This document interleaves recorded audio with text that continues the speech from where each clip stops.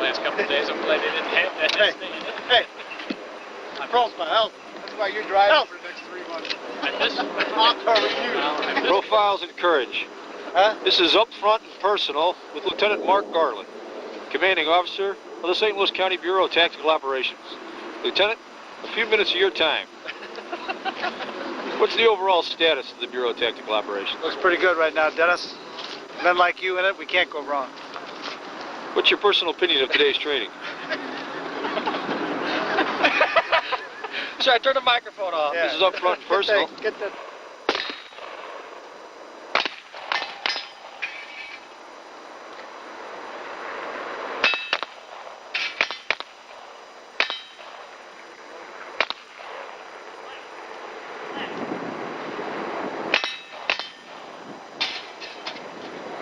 Been on drugs.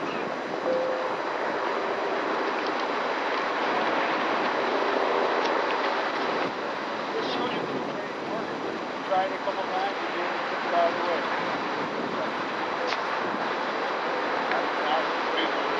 Been on drugs. Yeah, there you go.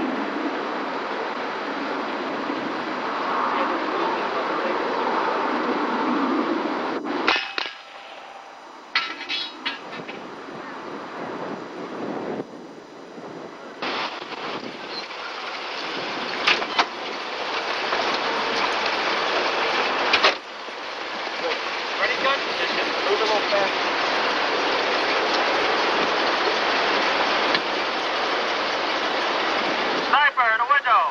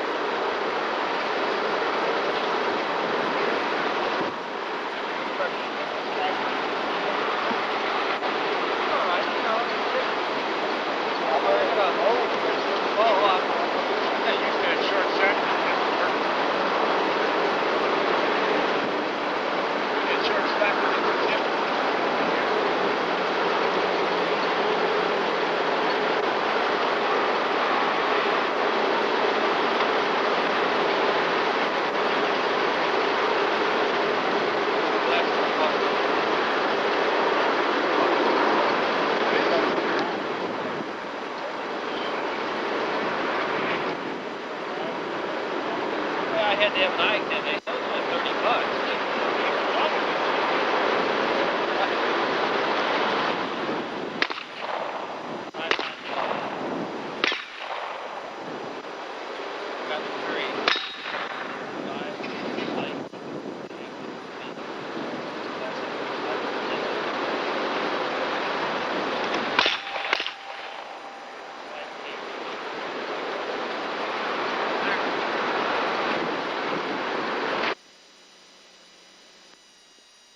About 1.5 seconds to perceive and react to a hazard. The faster you drive... Could the St. Louis area be a target of terrorism? Some experts say the possibility does exist, and one local law enforcement agency is preparing for that possibility. Tonight, Newsroom's Matt Mahar begins a series of special reports on this subject. Debbie, the last 10 months have brought the threat of terrorism much closer to the everyday lives of many Americans.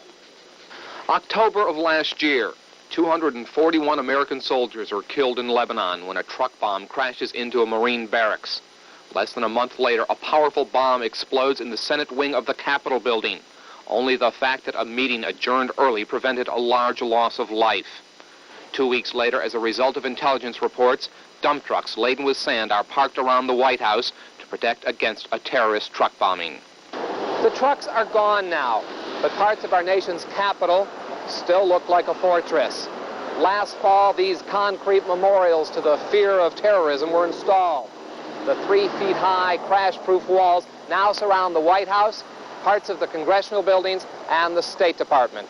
The United States is a popular target all over the world simply because the United States is perceived as the symbol of capitalism and colonialism, imperialism, particularly by left-oriented groups. Yona Alexander is a scholar of global terrorism.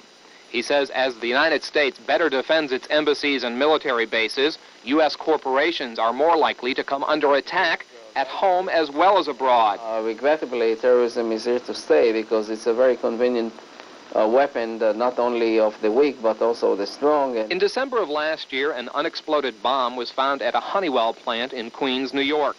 A group called the United Freedom Front says it placed the bomb simply because Honeywell is a large military contractor. 2 days before that, 2 bombs exploded at a Navy recruiting station on Long Island. The same group claimed responsibility, saying the bombs were planted to protest U.S. involvement in Central and South America. And only 4 months ago, an IBM administrative office building in Harrison, New York, felt the wrath of a terrorist bomb. The United Freedom Front again claimed responsibility for the blast, saying IBM had been singled out because of its business interest in South Africa. No one was hurt in any of these attacks, but FBI officials are warning corporations all over the country, particularly defense contractors, to prepare themselves.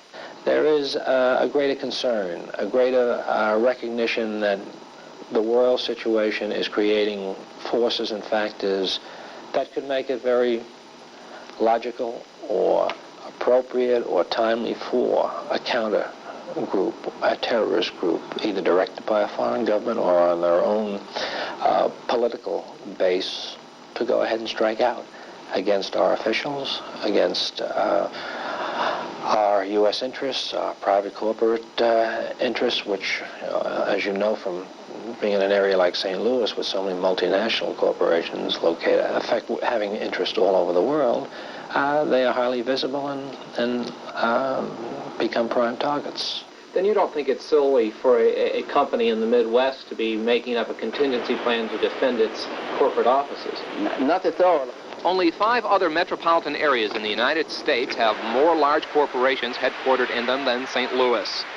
Many of the local companies, especially defense contractors, are considered high-profile companies. None of those companies would discuss any security measures with us on the record. But several corporate security chiefs who asked not to be identified told us they do consider terrorism to be a real threat, not only to their overseas operations, but here at home. The St. Louis County Tactical Unit is taking the threat of terrorism very seriously. They have just completed a week of training on how to deal with a terrorist takeover of a large corporation. This is the Midwest of the United States of America. It's not Northern Ireland, Beirut, or even Berkeley. Do you actually think there's a potential for a terrorist attack in the St. Louis area? Well, I'm not going to sit here and have everybody get up an alarm and say that, yes, I think it is, but when we see things happening in Washington, D.C., at military bases, we see things happening in Oklahoma at Internal Revenue Service offices, when we see things happening that close to home, yes, I think an incident like that could take place in St. Louis. Tomorrow night we'll show you how the County Tactical Unit would respond to a terrorist attack on a corporation. Steve? Thank you, Matt. Threat of terrorism a real possibility in St. Louis? Some experts say that it is. Tonight's Newsroom's Matt Mahar has the second report in his series of terrorism. Matt? Debbie, federal authorities have warned corporations all over this country, like defense contractors, to be prepared for the possibility of a terrorist attack. One local law enforcement agency is taking that warning very seriously. Everybody that's suited up, let's go ahead and fall in. The St. Louis County Police Tactical Unit better known as a SWAT team, has just spent a week training to respond to corporate takeovers by terrorist groups, corporate kidnappings, and hostage negotiations. Hopefully we'll never be called on, but if we're called on, I think it's our responsibility that we have to be prepared to handle that situation like we've handled 50 or 60 or whatever. We have to be prepared. Companies should be prepared for the worst. That is that if things get worse, that they should be prepared either to up the level of their preventive measures or that they should have some sort of crisis management mechanisms in place. Every company, every individual hopes that these sorts of things will not happen to them. And so do we fervently hope that for our clients. Ackerman and Goss help run a worldwide security consulting firm called Controlled Risk Incorporated. While their firm supplies intelligence information to more than 500 corporations, they say if a terrorist act occurs, it becomes a matter for law enforcement. Clearly, there has to be, at the ready, a response team that can be put into action in very, very short notice. And if it's involving a barricade-type situation, usually because the individual who's barricaded is firing away wildly at anybody that comes near him, that can only be handled by trained people. St. Louis County Police say they have the trained people necessary to respond to a terrorist attack. As far as we know, we have 2 suspects who have taken 3 people hostage from the president's office. For 9 hours last Thursday, county police simulated a terrorist takeover of a corporation at the deserted Wagner Electric Company in Wellston. They're both white, both dressed in Army-type fatigues. It was believed by some of the people fleeing the building that they heard Spanish spoken. 5-story brick building, faces south here on Plymouth. County police officials say they've already drawn up contingency plans in the event of a real terrorist attack. They say they've discussed those plans with high-profile corporations headquartered in the county, like General Dynamics and McDonnell Douglas. For the purpose of Thursday's drill, cadets from the police academy posed as terrorists who had killed a guard during their takeover of the corporate headquarters.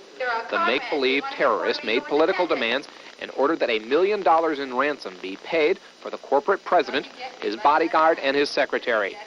They booby-trapped the hallways outside the office they had barricaded themselves in. All of the weapons used by the SWAT team and the terrorists were loaded with blanks. Hey, man, we got hostages up here. Well, that's a start. That's a start. That's what I need to know. What do you have? That's good enough for right now. You get them down 2 hours after the scenario began, a trained negotiator started bargaining with a haranguing terrorist, while snipers took up strategic positions around the plant. After 6 hours, the would-be terrorists agreed to let the secretary go in exchange for food. When they freed her, her hands had been booby-trapped with a make-believe hand grenade. Bomb and arson police were called in to defuse it. Police say one of the hardest parts of drills like these and real-life threatening situations is the waiting. Waiting that can go on for hours and hours. We draw it out. We feel that time is on our side, so we delay actions. We take our time. We're very methodical, and it just works to our advantage that way. 7 hours after the scenario had begun, the role players pretended to kill one of the hostages. An hour later, SWAT team members scaled 5 stories, and the make-believe showdown erupted. I'm going to the right. There's cover on the right. Go to the right. There's cover on the right. Ready? Go, go, go, go!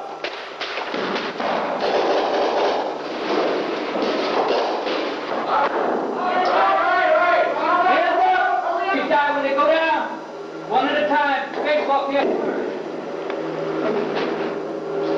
Turn your back to the door. Walk back. Turn all the way around. It had been an unrehearsed but well-researched game of cops and robbers. No one came away hurt, and the good guys won. The successes and failures of the make-believe mission would be picked apart the next morning in a classroom. We didn't do that. That's the problem. When we said they're hungry, we should have sent somebody out for food just to have it. You want to build them up to a point where they think they've won a victory. Lots of times that's the time to assault because people let down when they think they've won something. If they get in the habit of getting these things delivered to them, boom, boom, boom, they're going to go, well, why are we going to ask for an axe? That's, you know. So that's the problem. We don't want to We don't want to give them what they want. Take as much time as we can without them going off the deep end on us. Again, all of the terrorism scenes you saw there were part of a training exercise. The county SWAT team says it's prepared to respond to other types of terrorist activities. We'll show you more tomorrow night. Steve? Okay, thank you, Matt. Ollie. Matt Mahar has been looking into the possible threat of terrorism against corporations in the St. Louis area. Tonight, in the concluding part of his series, he looks at other forms of terrorism and what one local police department is doing to prepare itself. Matt? The St. Louis County Police Department SWAT team spent last week training to respond to the possible takeover of a corporation by terrorists. But police say terrorism doesn't necessarily have to be political, and the targets of terrorists aren't always huge corporations or government agencies.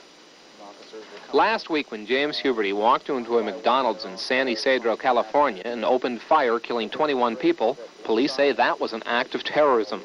Even though it's believed Huberty was deranged at the time, police theorize what he was looking for was exposure to vent his frustrations. Thursday of last week, Edith Rosencrantz, the wife of a multimillionaire, was kidnapped while playing bridge at a Washington, D.C. hotel. Police say that, too, was terrorism. Twice in the last 2 months, armed invaders have taken over television stations. In Winston-Salem, North Carolina, one employee was killed. In both instances, the demand seemed irrational.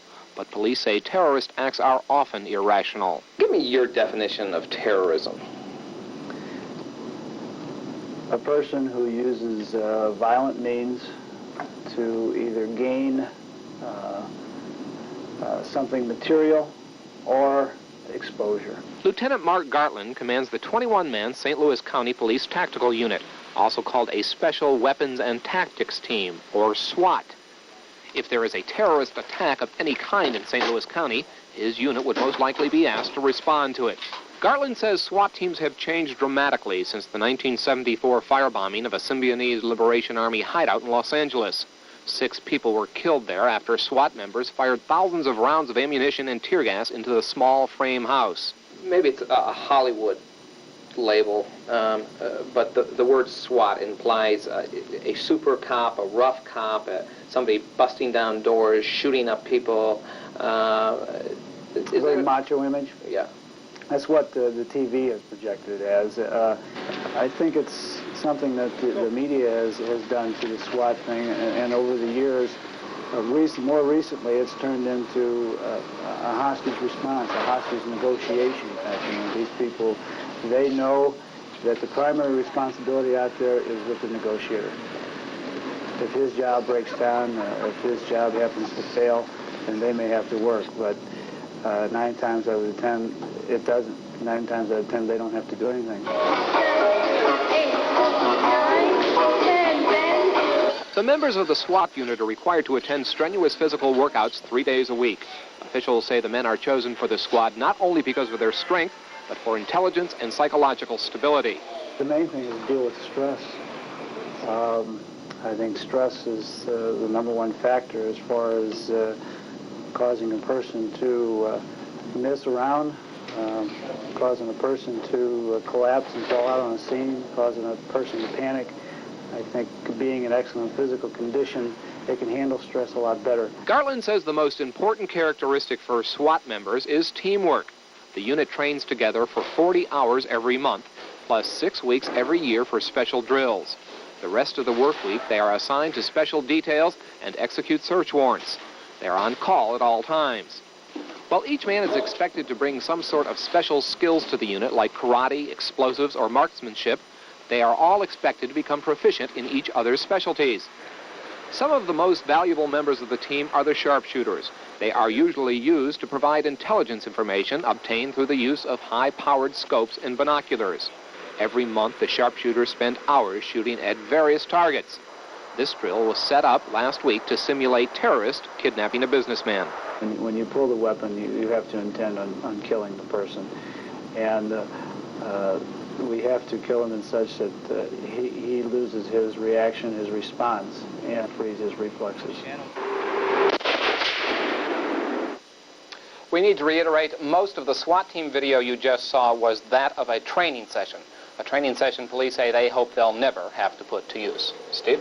Okay, Matt, thank you very much.